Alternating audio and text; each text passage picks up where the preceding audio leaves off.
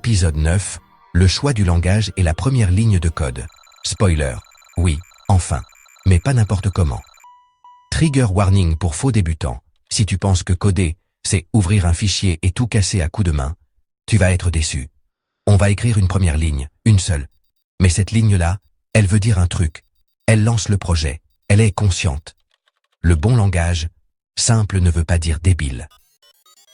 Quand on te dit « choisis un langage simple », tu entends souvent Python, car syntaxe claire, JavaScript, car tout le monde l'a déjà touché, Rust ou Go, car c'est cool et hype. Mais ici, on veut un langage qu'on comprend à 100%, facile à débugger. Capable de manipuler des buffers, des fenêtres, des fichiers, sans magie noire, exécutable sans build de l'enfer. Et si possible, un langage avec une communauté qui parle encore humain. Nos critères de sélection. Pas de runtime obscur, très haut. Facilité de debug, haut. Compilation rapide, important. Bon support pour TUI GUI, obligatoire. Contrôle, mémoire I/O, obligatoire. Écosystème stable, bonus. Mon choix, Go, Golang ou C++ Lite selon ton style. Si tu veux du confort, plus compilation simple, plus outils modernes. Go Advantageous, un seul binaire. Très bon pour les outils CLI et TUI.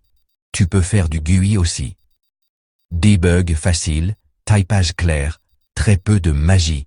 Si tu veux souffrir un peu, mais comprendre la machine, C++ moderne, Light Advantages, tu fais tout, de la gestion mémoire à l'affichage.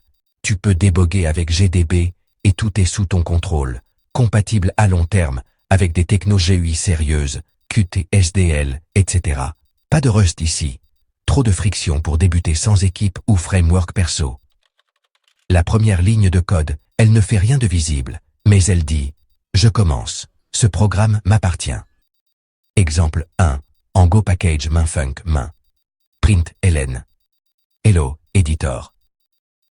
Tu crois que c'est une blague? C'est ton manifeste. Cette ligne dit que tu possèdes ce que tu fais, que ton éditeur, ce ne sera pas un fork d'un clone d'un outil Electron en pyjama. Ce sera toi. Exemple 2, en C++ Lite.